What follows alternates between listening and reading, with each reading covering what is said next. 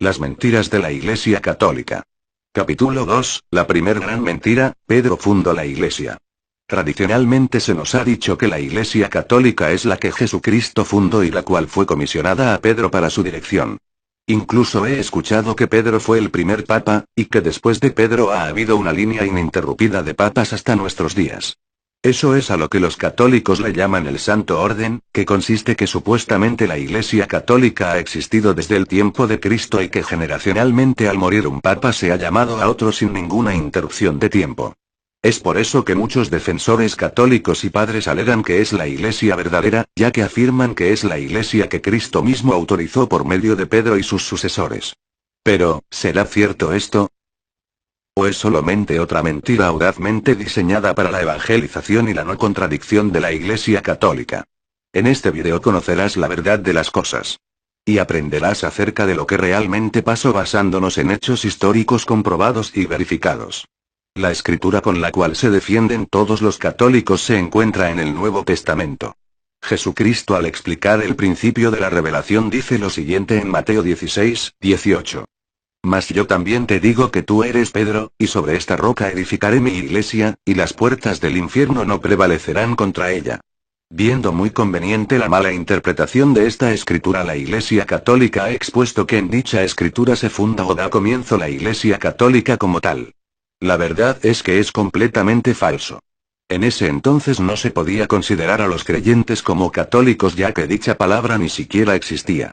Más bien el calificativo correcto para los seguidores de Cristo sería cristianos. Otra cosa es que los dogmas y creencias de la Iglesia Católica no existían en esa época, sino muchas de ellas se fueron adquiriendo siglos después con la fusión de las creencias cristianas con el paganismo. La Iglesia Católica no existía ni en organización, ni en dogma, ni en estructura eclesiástica. Así que no podemos ni debemos determinar que la Iglesia Católica existía antes del 313 después de Cristo. Mucho se dice que fueron los apóstoles de Jesucristo los que se encargaron de proclamar el Evangelio, pero su ministerio terminó antes de comenzar el segundo siglo de la era cristiana. Fue una combinación de causas exteriores e interiores lo que llevó a efecto una gran apostasía dentro de la Iglesia. ¿Qué es una apostasía? Es el cambio y transgiversación de los dogmas y creencias originales por mentiras. La más eficaz de estas fuerzas externas desintegrantes fue la tenaz persecución a los cristianos consiguiente a la oposición de los judíos así como de los paganos. Grandes números de los que habían ocupado puestos oficiales dentro de la Iglesia primitiva desertaron. El resultado general de la oposición externa se manifestó en la defección de los miembros. Con lo cual se motivó a una extensa apostasía dentro de la Iglesia. Pero inmesurablemente más serio fue el resultado de la disensión, cisma y divisiones internas que produjeron una completa apostasía de la Iglesia respecto del camino y la palabra de Dios. El judaísmo fue el primer opresor del cristianismo, y llegó a ser el instigador e incitador de las atrocidades adicionales consiguientes a la persecución pagana.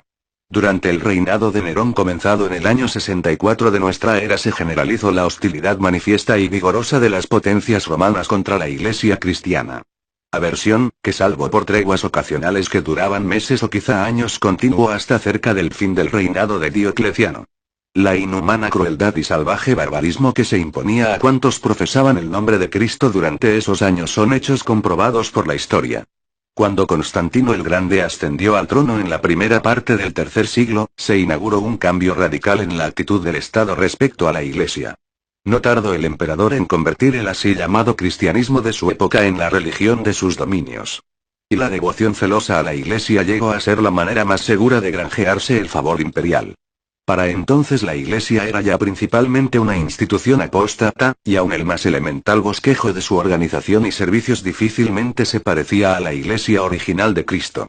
Los vestigios del cristianismo genuino que antes pudieron haber sobrevivido en la Iglesia ahora quedaron ocultos de los ojos de los hombres por causa de los abusos que resultaron de la elevación de la organización eclesiástica a una oposición de eminencia secular. Tras el decreto de Constantino el emperador, a pesar de no estar bautizado, se hizo pasar como cabeza de la Iglesia, y los puestos sacerdotales llegaron a tener mayor relevancia que los puestos militares. El obispo de Roma ya había establecido su preeminencia sobre sus compañeros del episcopado, pero cuando el emperador convirtió a Bizancio en su capital y le dio en su honor el nombre de Constantinopla, el obispo de esta ciudad pretendió la misma categoría que el pontífice romano. Se impugnó la pretensión. La disensión resultante dividió la Iglesia, y el cisma ha persistido hasta el día de hoy, como manifiesta la distinción entre las Iglesia católica romana y católica griega. Es allí cuando nació la Iglesia católica en el año 315 en el Concilio de Nicea. Allí Constantino reunió a muchos obispos y se pusieron de acuerdo acerca de qué le iban a enseñar a las personas. La Iglesia católica se fundó mucho después de la muerte de Cristo y por lo tanto el Santo Orden es una invención para evangelizar a las masas y acreditar a la misma como la autorizada y correcta. En síntesis, esa fue la primer gran mentira de la Iglesia católica que sigue presente hasta nuestros días. Soy Opinión Anónima, una persona en algún lugar de México que se opone a las mentiras de las grandes instituciones religiosas. Si te gustó el video compártelo, hasta luego.